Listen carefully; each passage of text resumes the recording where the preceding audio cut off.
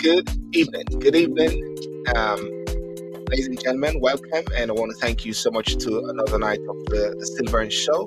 And tonight is the 10th of November, 2024. Just reaching there into Christmas. And ladies and gentlemen, as you know, I try to have my Sunday evenings like a little fireside chat or having discussions on some key and fundamental issues. At the same time, each week I'll have different guests, and I just want to take this opportunity to thank those who are joining me on Instagram, those who are joining me on Facebook, those who are joining me on TikTok, and those who are joining me on YouTube. But of course, those on TikTok, what you can see is just my face only, but you need to join over onto YouTube channel where you can, find out more about, you can see more of the discussions, you see some of the books, and you can see some of the illustrations as well. And TikTok is the main one. And I like everybody to share the TikTok videos as well. So that would be very, very, very interesting. Well, tonight's show, um, we're diving into the exciting and often challenging world of driving strategic change via organizations and projects. Change is the heartbeat of innovation, and today's rapidly evolving world, which demands that organizations continually adapt, or I should say, pivot, to stay competitive. But strategic change isn't just about switching gears, it's about defining a vision, aligning every level of the organization, and creating a culture that embraces growth and innovation through intentional projects, clear planning, and adaptive leadership. Companies can transfer ideas into actionable steps that lead to real results. And of course, you can even apply this in your day to day.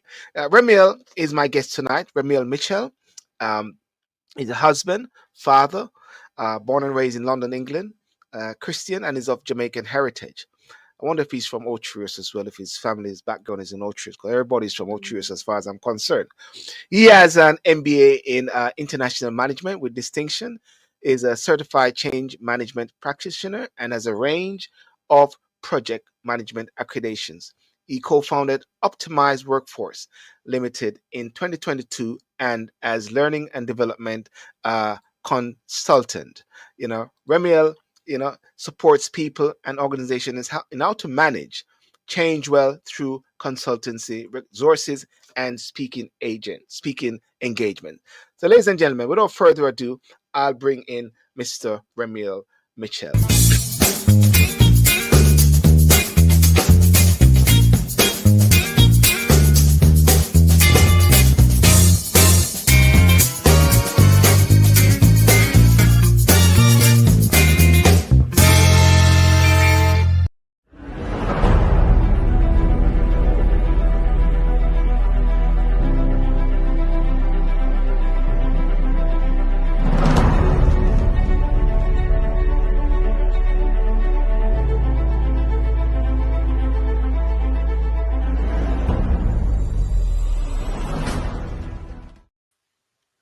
Well, good evening, Sir Remiel Mitchell. How are you doing? Good evening, Silborn. I'm very well, thanks. This is the first time I've been referred to as Sir Remiel Mitchell.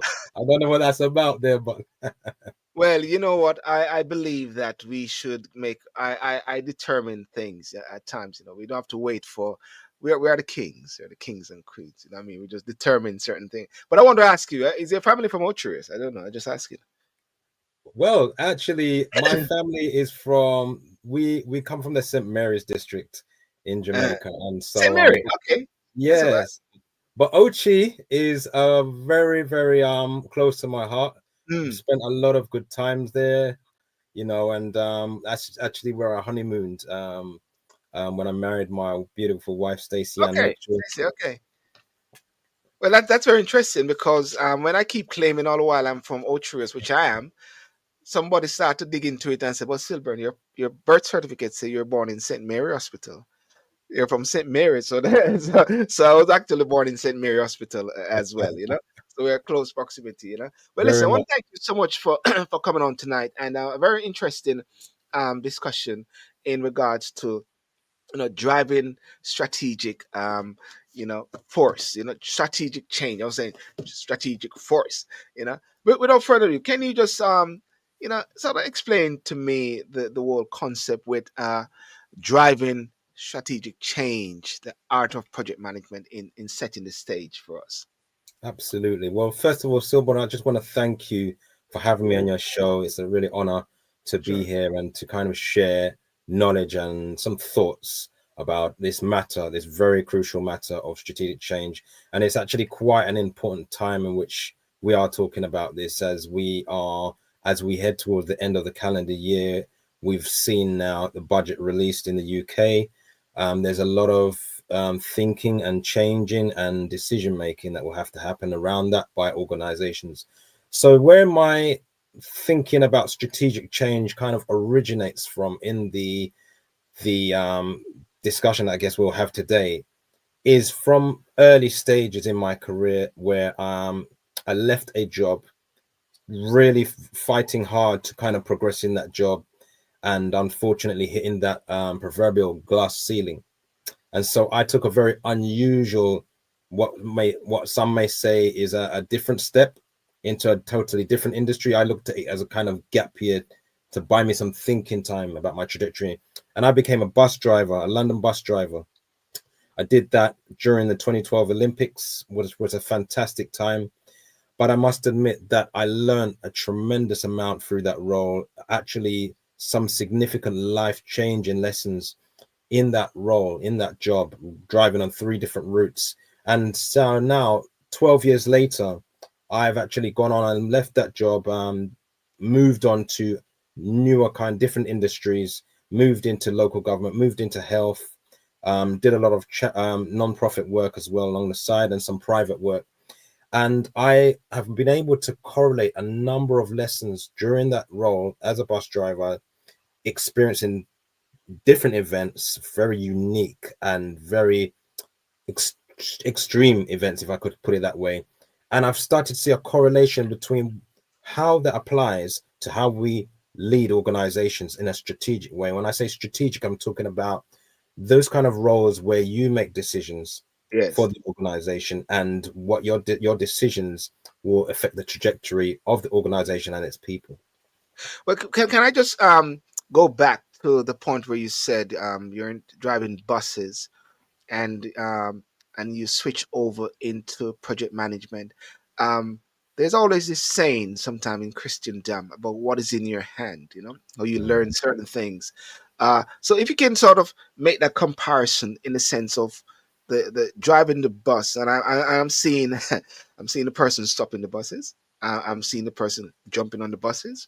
I'm seeing the person getting annoyed that the bus is stopping there waiting for a new driver to come on, and and turning, like when you're driving is different from driving a car or so. Yeah, well, break it down how you sort of translate the difference and to what you've learned, Hmm. sir. Yeah. That's a very good question. You're welcoming to me to answer.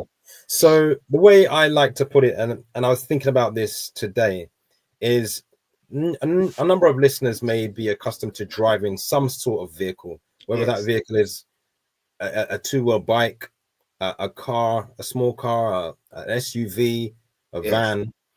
Now, all of those vehicles operate differently, but when it comes to driving a 13-ton vehicle that can take 88 seated passengers as a minimum, not even to start to Mm. speak about standing passengers in the lower deck, when you have to navigate that kind of a vehicle, you're not just you can't operate the same as just driving your car. Like maybe some of you may have a small vehicle and you may whip that car around the corner, you may do things with that car. Now you try that with a bus, it's a Yeah. different story.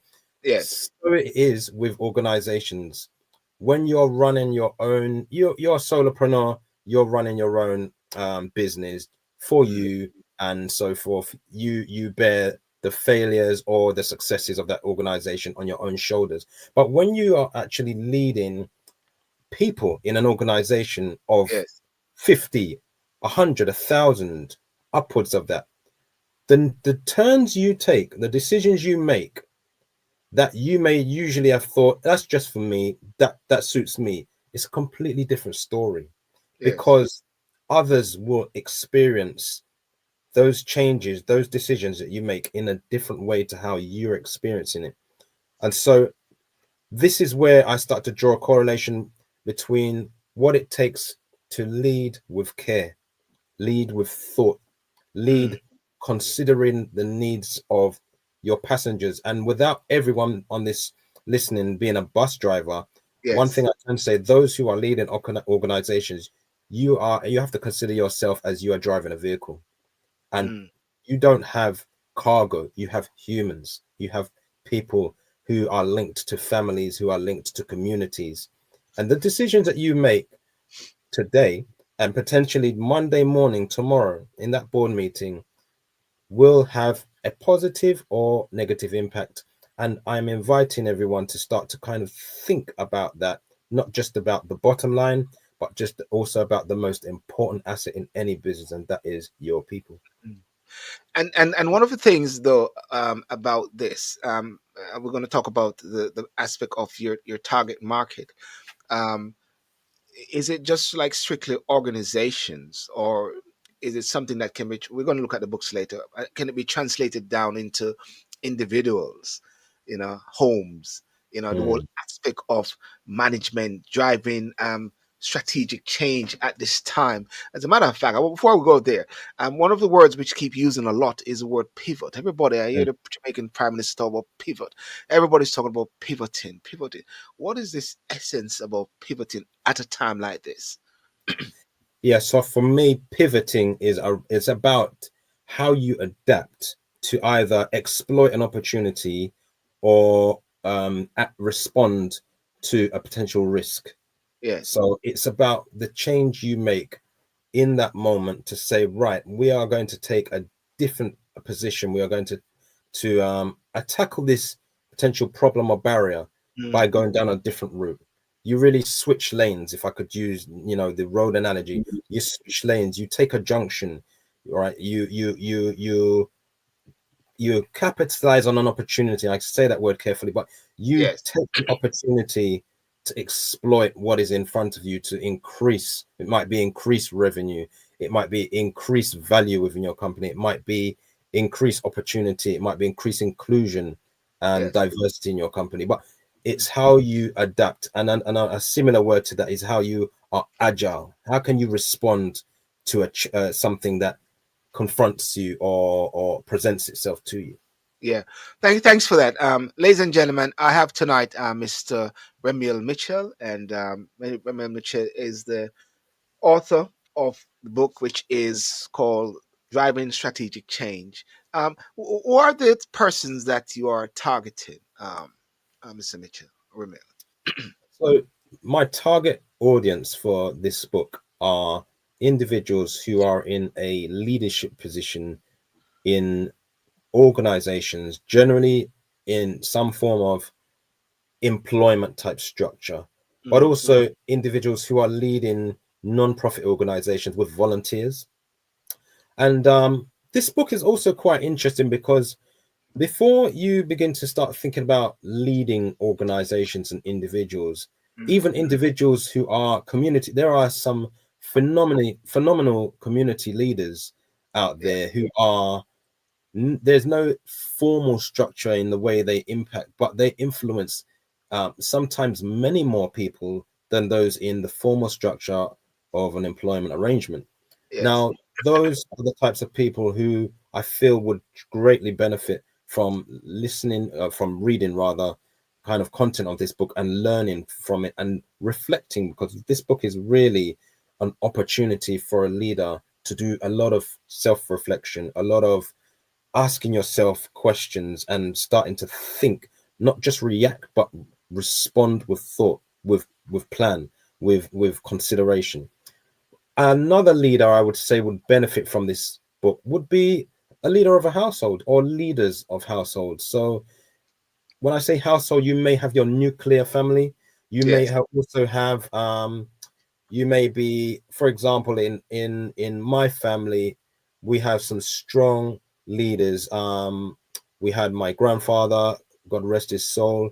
We considered him to be the tree. He was like the tree. But even one up from that, we had my great grandmother, who or our great grandmother, who was the matriarch of the family. She used to take people under her wings in Jamaica Mm. and really help them support younger people in furthering themselves, pushing forward with their education, riding the bumps through life, and Yeah. moving on to better things. Someone just quickly, they just sort of responding to this person. They can't stay. They have an important meeting. A few. Is this available on Amazon? They're asking if the book is available on Amazon, which I Yes. presume is the case. And there you are. If you want to do the QR code, is that the book there? That's yep. Yeah, so that QR code is for my LinkedIn. The second Yes. QR code that you would have seen is for my Instagram page, which Yes. is dedicated to specifically to project management content. There you have the book on online on Amazon, Amazon. Yes. available is available also on Kindle.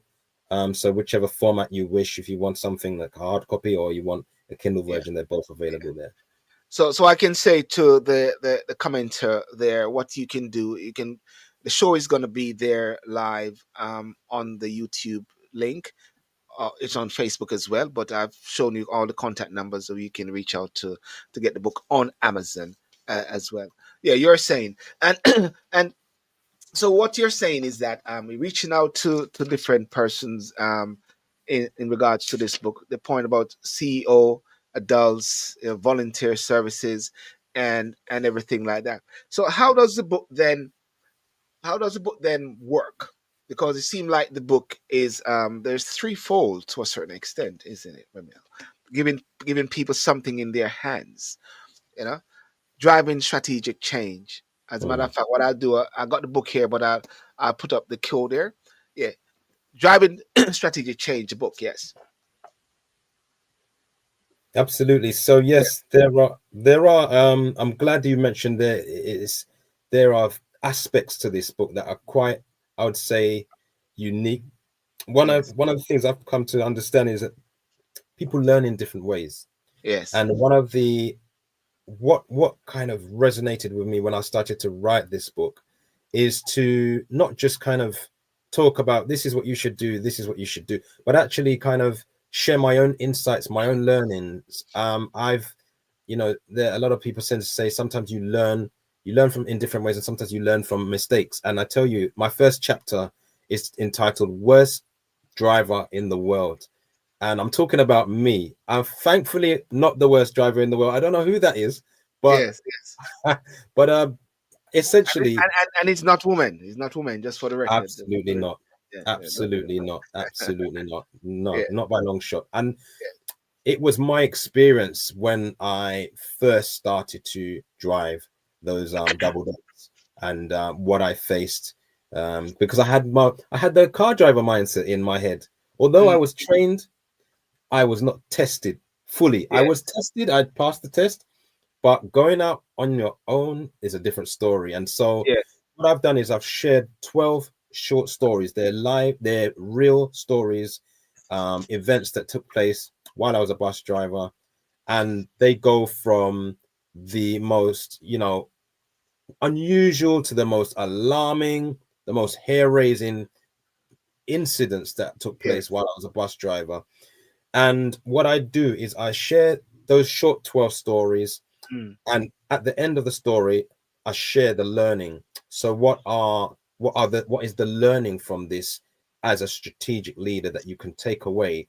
And following that, there are a number of questions, generally around four questions for each of those stories and those learnings, where leaders can reflect on themselves. It asks questions of the leader that they can answer, which will enable them to, as I said, prepare and plan more mm. effectively. I was reading this here that it says, "Move the bus, useless driver." Oh, believe I wanted to be more than they wanted me to, but I could not. Why was I following orders, the orders of my controller? But no one else would understand or even care. I couldn't vent. I couldn't react, but just sat there, absorbing comment after comment, like blow after blow, relying on my ability to stay calm under pressure. But knowing deep down, mate, you're royally messed up. That's gonna happen again. If you can break down that bit there, the move. Move, move, move, move. uh, I gotta be honest. I was a bit more diplomatic in what I wrote. If you'd have heard what they really called me, oh What my people were goodness. saying so what was happening there? It was like one of those things which I mentioned about you stop. Yeah, Is it the yes, controller telling you to doing one thing and people are actually forcing you to yeah. do another thing? Yes. So a little insight. So Yeah. those who have driven buses and have had to kind of work to timelines will understand what I'm saying. But every when you start your route, you have Yes. your schedule, and obviously now there's so much GPS. People just go on their phone, they can see where the bus is. Back Yes. then, there was none of that. So you Yeah. had literally people were working to a schedule on the bus stand. That bus is going to be there within that certain window, Yeah. and there were specific stops that I was required to be at by a certain time. However, when it comes to rush hour traffic, you have to adapt. So this is where the pivot comes in. You have to realize, hold on a minute, work into that schedule and driving at the pace and in the way that you normally drive, where the road is Yes. clear, is completely different. You have to think about um bunching is when you've got a number of the same bus route one behind another. That is a big no-no in the bus industry. It really messes with things. It can affect tenders even in the future.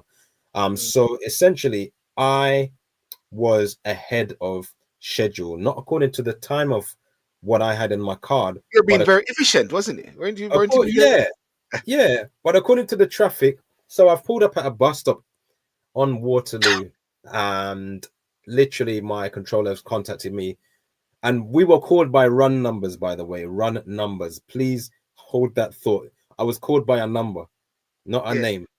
Oh wow. And run number 5, what's your location? Yes. So okay, I'm at X. I said, okay, hold there for 3 minutes. So 3 minutes is a long time. I think 3 minutes 12 years ago is like 10 minutes now. Because people's time span and ability to kind of wait is tested now. The society has The thing I learned when I came to the UK is that why people rush is because they're operating on a time. You got to get the train at a particular time. When you go on the bus and you're rushing to, like I had a cataract operation the other day, and I was aiming towards the hospital at a particular time, and the bus guy stopped. And what's going on? That's the whole thing. What he's trying to, I think he has gone a bit too quick and holding back, but that's not me. My thing yeah, is different. I'm operating on a different time than he operating on it. So there's absolutely. contrary to each other, isn't it? Absolutely. You've literally kind of dropped your own experience into what I talk about in the book. And that's the Yeah. thing. Now you times yourself, you replicate yourself by 88. Let's just go over 88 passengers, Yes. 88 different objectives, 88 different time scales. One is trying to get to work, one is trying to get home, one is Yeah. trying to pick up the kids. Mm. One, it could be all manner of deadlines, but everyone is restricted to you. So break that down, please, into the driving strategic change. What have that taught you in the life situation, scenarios, business, organizations, in a typical situation like that? You're there in the bus, you're driving 88 person, 88 different wavelength. Now you have an organization, 88 person, different wavelength. Break it down. Draft Okay. the comparison there, sir. Yeah. So with that type of scenario, one of the Yes. things I had to learn and had to adapt to is balancing tension. Mm. Because one, in my unbeknown to the rest of my passengers, I had a speaker and I could hear my controller from the control room, remote from where we were based, saying, "Where are you, XYZ?" giving me these different instructions. And in that particular segment of the journey, I was told to hold and on 3 times sequentially, 3 minutes, okay, then hold 5 minutes, Mm. then at another bus stop, hold another 4 minutes. Can you imagine? The same passengers was on my bus. So I now had to, first of all, remember that I am kind of like the the guy in the middle. I'm balancing the tension that I feel, that I can sense, and that eventually happened, of absolute annoyance from Yeah. my passengers. And also, I'm accountable. I'm accountable. This bus is not my own vehicle to drive. Yes. And the thing is, it's also about the leader, that leader, the controller was that type of leader to say, I can see what you can't see. Yes. And that's Mm. why I'm asking you to hold. And it's about actually understanding that, you know what, sometimes you have to recognize that you're in a difficult position, and don't deny yours. Don't just put it out of your mind like, oh, I'll just deal with it. Sometimes you have to be able to talk, like I've spoken through this book. You have to talk about moments when balancing tension is difficult. We have clients or customers or patients to serve, and they're expecting more of us. However, we've got our director saying, well, we cannot do this for one of a number of reasons. Yes. How do you balance that tension? How do you adapt? What do you learn? And that's the key bit: building and carving out space and time to learn. And that's what I had to do. Is I had to learn from that experience really, really quickly, and adapt the way I drive different times of the route, adapt the way, still care for passengers, Yes. still Yes. understand what they're going through, but actually learn that some things are to be held, and not you. It's not just that I'm going to say, oh, I'm going to drive the way I want to drive this company. Yeah. So therefore, ladies and gentlemen, so you've got the driving passengers, driving strategic change. You've got the 12 life stories, 12 years fermented, 12 leadership principles. Any of the key leadership principles that you want to say, maybe three or two or so, key focus? Yeah, I think one of the ones that really stuck out is where I draw out this thing called value-based decision making. Now Yes. that came out of an incident where I came from a job where, prior to that industry, where I was responsible for 20 plus staff members working for an outsourced organization. Yes. As a private company, and one of the things that I never expected in my line of work is that I'm going to work and my life is under threat. Mm. And why I say that is because one day, just for an incident that occurred on the bus, I had a young man step off the bus and threaten that at the point of changeover, where bus drivers change and they Yes. take over the bus, that he would stab me. Oh. And I had to kind of think about that. And I remember not being afraid when he said that, but I was kind of more afraid of what could be the outcome if this guy takes this threat seriously. He sees me Mm. one day and he says, okay, it's that guy. And, I think of myself, I'm a husband, I'm a father, I am me, I'm also a son. A number of things to many people, but also to myself. Am I going to let a guy take my life out like that? Well, Mm. the answer, well, I knew what the answer was, and it's a big fat no. But then I think about, well, what could be the outcome of that? So I remember when I had to politely say to my controller, this is what's happened. It's been reported. There was a plainclothes police officer on board who came Yes. in, offered to give a report. But because of what I foresee that could happen here, I'd like to change route. And I remember that moment when they said, are you saying you're refusing to take this bus route? Are you refusing to take this bus out on the road again? And I Mm. had to really think about, what are my intrinsic values? What's most important to me right here? And that's where value-based decision making comes in. It is when the rubber meets the road in your organization. And it's actually when you have to face some very tricky, potentially life-changing decisions. And then Yes. this is where your own values as a leader will get tested. And the true test, passing the test, will be, do you stick to your values or do you throw them out the window because of the Yes. pressure? Yes. Value-based decision making is actually about um, having a strong core, if I could use that term, a strong Yes. core. That core is the values that you hold, and they will be unique to you as mine are to me, but they Yes. should stand the test of time through any circumstance, whether it is a restructure, or a change in the budget, whatever it is, they should be what stays in you and in your company. And that's what I want leaders to start to think about. How do Mm, you hold your values and remember them in times of test? right. That's very interesting. And I wanted to look at the one about changing the narrative, because in organizations sometimes one talks about disrupting the whole thing. Mm. What about in changing the narrative? How do you sort of I'm just taking a couple nuggets, ladies and gentlemen, and inspiring for you to get this book here. In changing the narrative.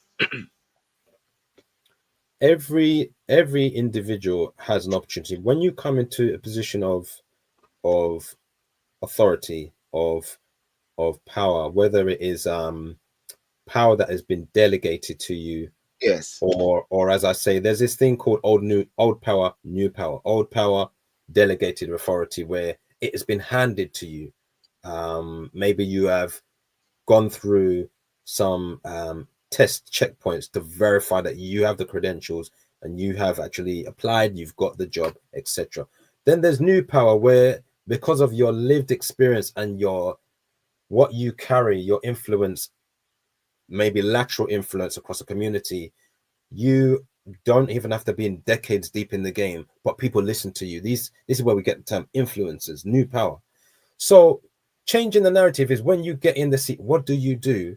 What do you do with the information that you have, with that ability to stop an old narrative or pivot and take it into a new direction? And it could be a matter of culture. Maybe you have stepped in, and now your values and the culture that you have in you. I'm not just talking about culture as we would say, as it pertains to um, kind of localized culture, but I'm talking about what what what rings true for you in an organization, about things like care, about thoughtfulness, about inclusion, about collaboration. Okay, all these things build this the feel of your organization. So when somebody joins your organization, or imagine someone come to your house, what is Silborn's house? What's Silborn's house like? What is Remiel's house like? Do I have a sense of excitement? Yeah. Again, similar with companies. You go into a company, you walk into the doors of a company, you have that sense of, oh, this is the same every single time I enter that company. You actually have a chance to change that for the better. And I think Mm.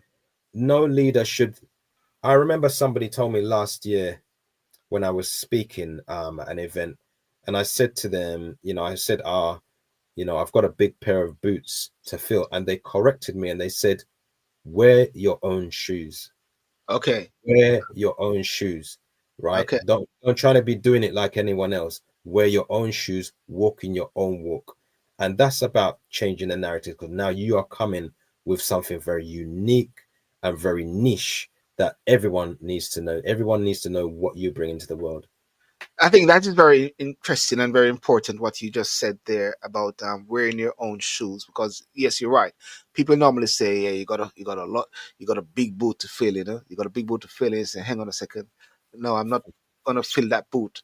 I'm taking my own boots." And it's like when they talk about sometimes an organizations or a vision or something that you need to do, they'll say that you know the door is closed. You say, well, I create the door, I'll make the table, I will fix the chairs, you know what I mean? Make everything happen. So what is it? We're talking about being a disruptor in the whole process, changing the whole narrative or so. No, that's very interesting. And so, ladies and gentlemen, this is a book, Driving Strategic Change. And you can get that book there off Amazon. And and the book is for 14.99 paperback. I just want to ask you, there's other books that you have as well. The 3 Day Project Manager. 3 Day Project Manager. You can break this one down. The This 3 Day. the Yeah, so just a slight amendment. A 31-day project Oh, manager. oh, what did Oh, I say 300? if I could do it in 3 days. But actually, I'm going to talk to that. I am going to talk to that actually. I'm going to go with, maybe you said that for a reason. Okay, Three. okay. The reason why I wrote this book is actually there are numerous, and I highly renowned globally renowned courses out there, some of which I have done and Yes. have completed and have implemented the learning. Now, there's this study, a German psychologist, um, who actually has looked into the memory curve, I believe it is, and actually what the findings are that if you learn something, are you and you don't implement your learning within, say, a week of having actually learnt that area of learning, that new content, if you don't Yes. implement, you will lose 90% of it within in about a week of having learnt it. And I've come across many people, and I mean many people, who have invested thousands and thousands into courses, and they've learned and they've gone and studied, sleepless nights, exams. However, they don't implement. And if I ask them now, a year later or even 6 months later, so tell me about, and I pick a subject out of that particular course, and I say, talk to me about that. I'm telling you now, they kind of come up short, because the truth is, implementation is what really makes things stick and come alive. And that is the reason why I wrote the 31-day project manager. Yes. Now, Yes. this book takes you through 31 crucial areas for any project, any sector, and it's designed for those who are academics who may be looking to pursue a role in project management, Yes. or professionals that are experienced in some sector, in some area, but they are now thinking, I'd like to move into that area, and so they're aspiring, or new project managers. Now, there's nothing like getting the role, excellent, and Yes. congratulations, but then you now sit in a boardroom and you have to bring a business case for the first time. You know the nerves that can hit you, because Yes. everyone is looking to you. You may be, your business case may cause that board to part with 5, 6, 7 figure sums, as I Yes. have experienced, right? So you are the person that needs to come and you need to hit that bullseye, right? You need to know your stuff. So the 31-day project manager enables you to have an aid de memoir. So there's a small book, the one that you first showed, that actually provides an aid de memoir for 31 different areas. That book right Yes. there, Mm. of project management. It could be working with stakeholders. It could be about budgets. Now, that one that you're seeing now, the template, is a working planner. It's for you to develop your leadership skills as a project manager, and it's also a chance to you to develop your whole team. So there are sections that say this is for you, and there are Yes. sections that say this is for your team, and it will ask you a series of different questions about specific areas of your project. Okay, so it could be about the aim. What let's talk about the aim. It could be about risks, and it'll ask you a series of questions about risk. What have you identified? um where do you record risks? Provide Mm. greater context for what you've identified. Write down steps to mitigate, etc., etc. So what you're actually saying there, and I go back to the bit where you say when you got uh maybe speakers or someone motivating and inspirational speakers come and they say you can do this, but without the tool in your hands, and you spend, well, let's say 14.99 or 1,999 to go to these and feeling great, but without the tool in your hands in order to execute some of the Mm. principles that you've learned, that's a dip squat, and it's going to dry out in what, how many days you say? In a week, in a In a week, because life is going to hit you, Yes. and the baby's going to start crying, and or something's going to come through the email inbox, a priority is going to hit, and Yes. all of, you can go to training and you have that, the endorphins hit you, Getting you that feeling buzz. good, especially when you pass the test. If there's a test involved and you're like, excellent, I've got the accreditation. But a bunch of numbers after your name, or a bunch of accreditations, is worth nothing if you don't implement.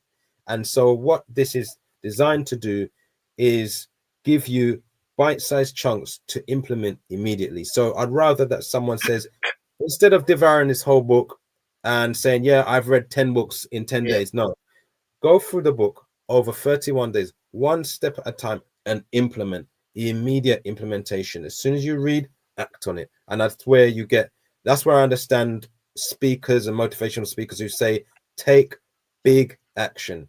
Um, Yes. in my version, I may say take small action, take small Bite action, bite-sized chunk. one step at a time. It's Mm. called micro learning. It's about micro learning. One of the things it says, some of the checklist, ladies and gentlemen, it talks about before determining the project approach with team input, consider the following: change, pace, relevance, industry, politics, economy, society, technology, law, environment, markets, regulation, news, materials, timeline. you know, we're just coming out of the Black History Month for argument's sake, which is October, but I believe it continues. As far as I'm concerned, this discussion here is also a part of Black History, Remiel. How does this apply? And I notice you do some speaking engagement as well. How do you apply this whole aspect? Because while at the same time you are not um, catering, I'll say, to the black community or so, just because you're black, but also at the same time, you've got some sort of cultural, sort of intuitive to the black Absolutely. community. Yes, and I'm glad you mentioned that. One of the biggest life-changing events that happened to me in my career was when I had the opportunity to go on a leadership program that was um, created by Operation Black Vote at Mm. the time, led by the now Lord Simon Woolley. Lord Yes, Woolley. yes, And so I had the privilege of being able to get onto that program. And so going through that program, it gave me access to various civic life and civic decision making yes, spheres. One of the board meetings that I attended, I'm going to be honest with you, I was shocked. I came away and I was never the same after it. Not yes, because of the content of what I heard, but because of the fact that it was in an organization where the demographics of the organization were largely people who looked like me. Okay. yes, But when I went into that boardroom, I couldn't see a single person who looked like me. And I came away from there very, on one side, I was very glad to have listened and, shared an idea. But on the other side, I was like, how has this happened? yes, How could this even be in the location where we were, that I didn't see anyone looking like me? And so I said to myself, how do how do we change things like this? How do I, and I'll be honest with you, I didn't know how I would go about affecting change to mm, say rally people together and say we need to be getting into this decision making boards. yes, People need to see, look, like my sons, they look at me and I say, look, I am not perfect, but if they can see dad, um, you know, powering through obstacles mm, and walls and mm, getting over and moving through, then it will encourage them to persevere as my own father did, and as his father, our grandfather, did as well. Power from yes, the Windrush days, they took major sacrifices, did things that were sometimes unorthodox and things that some wouldn't do now to make a way for the next. Now, I came out of that boardroom and said, look, I don't understand how to affect change at a wide scale. So let me be the one to be the change. penetrate. And Mm, so, Sylvan, what I did is I went on, I'll put it this way. You talk about Netflix and mm. binge watching series after series. I went on I don't watch. When I go to Netflix and I see series, I don't know, because I'll just get stuck in it. a Carry on, please. Sorry. Yeah. Yeah, well, I think I went on a sequence of I decided I need to invest in myself. I Yes. realized that why am I waiting for someone else to invest in me? No one can want your dream more than you. Nobody can want Yes. your dream Yes. more than you. No Yes. one is Yes. gonna desire the change for your own life more than you, and Mm. ought not to. And I realized no one's going to do this for me. I need to invest in my own learning. And so I went on a number of courses, thankfully passed those courses. The last of the courses, or the most recent, maybe the major course, was my MBA. But why I did that, because I realized I did one course, then it opened up doors for me in jobs, in certain career spaces. Yes. And I started to realize, hold on a minute, these academics, these courses that I'm doing and this learning, these are keys. All of them are keys. They're Keys. Yes. unlocking doors. So I began to use them effectively. I didn't waste them. I used them. The minute I did the course, I put it to action. I applied for certain roles. I got the roles. I moved and moved and moved. And Yes. so essentially, what I then was able to do is get back into those kind of spaces where I saw years ago and say, right, I'm the guy now. I'm the guy I was looking for back then. Let me make those changes. Let me represent. Let me talk to people about that. I am here. It is possible to get into these spaces and affect change. And it's not just about Yes. being black. If you're, being black, but you're not bringing anything to the table, Mm. then what's that all about? But it's about coming with strong, solid data, expertise, value, and really, when you come into those spaces, you come in to knock that ball out of the park, and that's what I aimed to do. So where you saw the deficiency, you created the efficiency, if I anything like like that. that. You know, Yes, I I just did. I just Yeah, saw it a while ago. You created the efficiency, and then you and it's an encouragement thing for persons is that you yeah, disrupted the narrative and pivoted the sort of change because these days, as persons of the Windrush heritage, Black Caribbeans, Africans who are in this country, one of the things that I always say, and I tell you this, Simon Woolley was my mentor when I did the Operation Black Boat scheme from some years ago with OBV. And I do remember one time I took some young people to Parliament.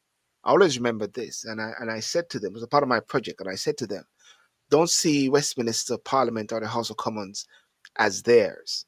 Start to see it as yours. mm, Because at the end of the day, you're born in this country. And I know many people will say different things, but if you start to change the mindset, as you rightly said, where there's that deficiency and you see the gap. Remember, you always on the platform, train station, what it says, mind the gap. So when you see the gap, absolutely, what you need to do, close the gap. And I said to these guys, create that space which is there for you because at the end of the day you're going to have and that was maybe about 15 years ago, and I'm sure these persons having children as well, and absolutely, and therefore if they have children they shouldn't be letting their children fight the battle that they should be fighting. Like yourself, you're fighting this sort of battle, not like Kamala's fight or Trump fight, but but in everything we got to fight for what we really want. But it is setting the change and setting the space and creating a legacy. And I call that also Black history, which is unfolding right before myself here with yourself, Remiel. Yeah, that's how I sort of see it in summing it up to a certain extent. Mm, absolutely. yeah.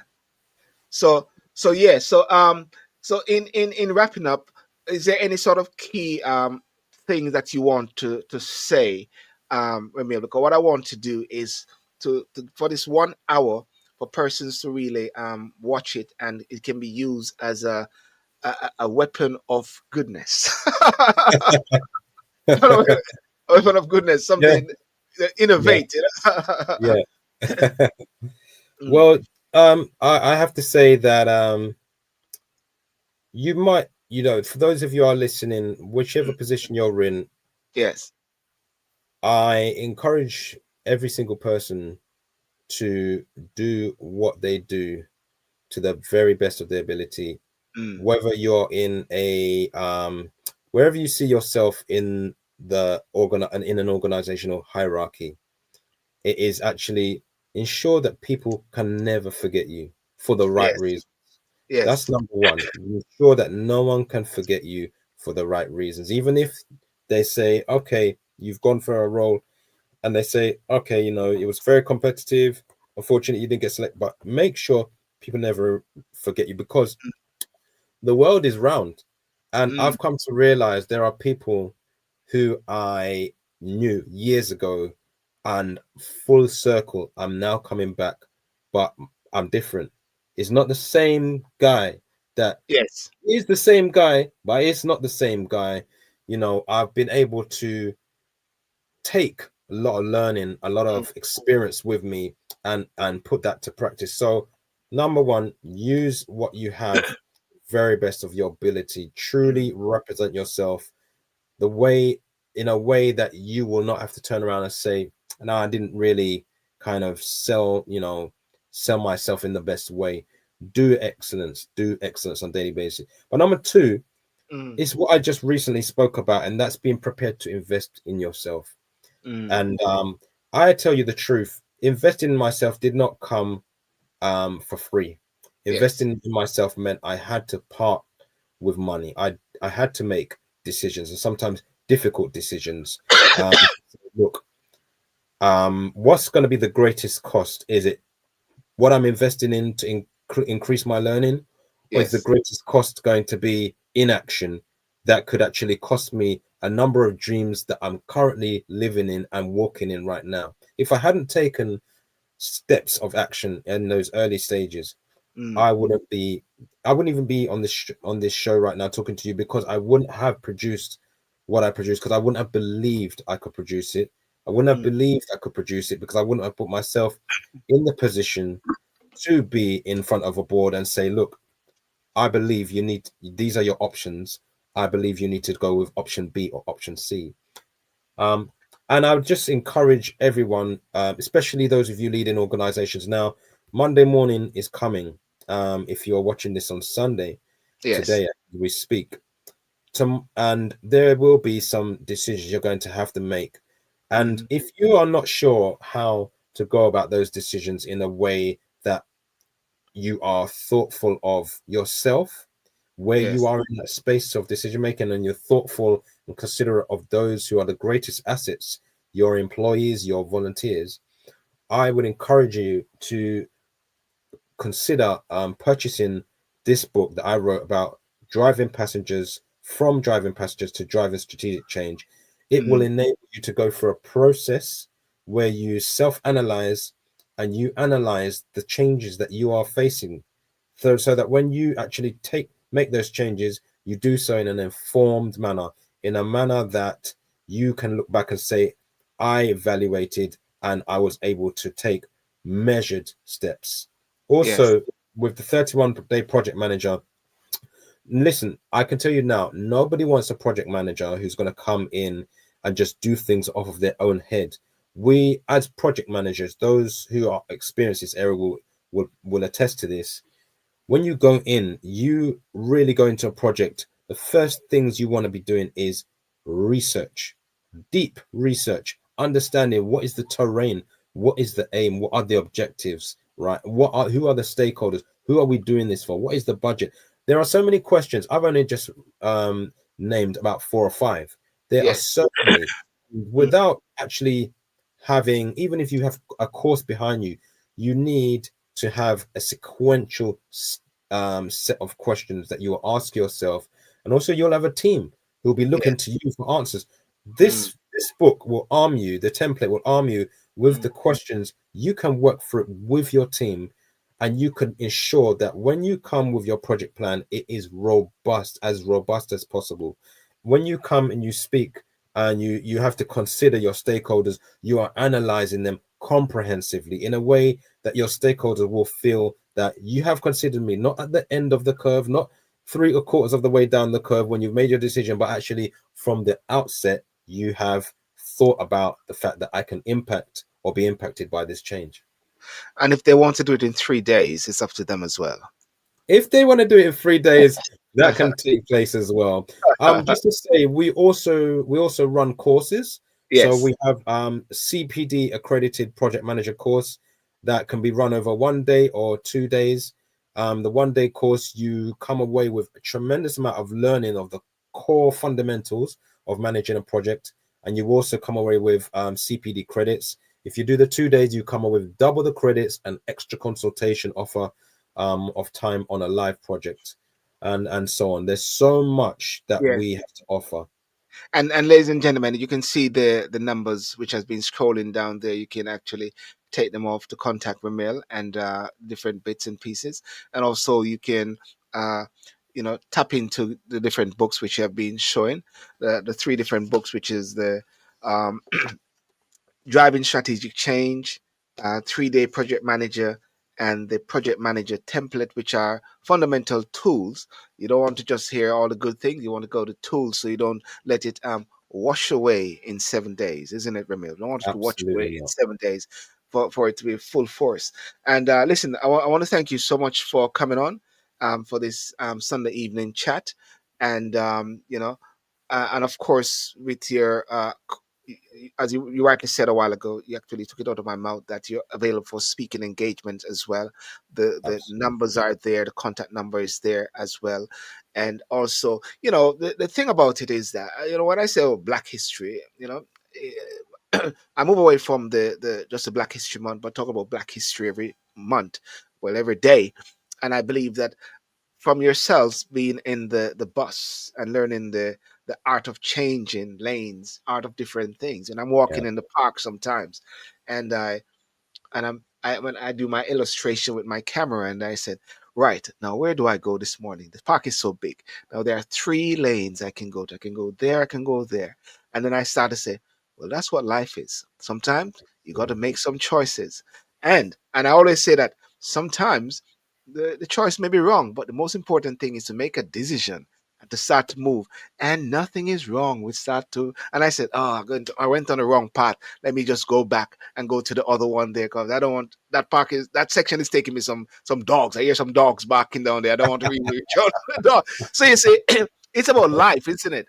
Absolutely. Every aspect of things teaches persons about aspects of life, Remiel, and what your illustration is from the bus driver. As a matter of fact, I don't know what's going to happen, but there might be an influx of persons applying to go to become bus drivers and to learn the art of the things later.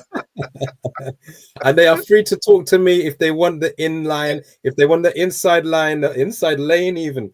Please feel free to give me a call. I would love to talk. If anyone looks to go down that route, it's a route that it's a kind of role that I would say do think about, but think about with consideration. Yes, yes. Well, listen, I want to thank you so much. And ladies and gentlemen, I Thank just you. had on the show Mr. Remiel Mitchell, MBA International Management with distinction, certified project and change management practitioner, over a decade of multi-sector project management experience, director, learning development consultant, and speaker, and the author of the 3 books, Driving Strategic Change, which you've seen there, the project manager, and the project manager template as well. Do look it up and do check it out. And for those on TikTok, I would say go onto the YouTube channel and you can see more. You don't just want to see me, you want to see the beautiful face of Mr. Remiel Mitchell as well. And those on Instagram, thank you guys so much for joining. Those on Facebook as well, and those on YouTube. Remember to like, share, and subscribe to the channel as well. All right, Remiel, thank Thank you you, sir. very I much. appreciate And that. God bless you. Take care of God yourself. bless you so well. Cheers. Thank you. Cheers. Thank Yeah. you. Well, ladies and gentlemen, have a good Sunday evening. And next week, we'll see whatever guests we may have. Last night, of course, if you were tuning into the show, I had Tommy Gore and Senna Somerville. A very interesting discussion with these Jamaican car racers, which was really awesome. Talk about Jamaican reggae racers, Shine for Jamaica. Do tune in and watch that on the YouTube channel, and many more as well. So thank you very much, and have a good night.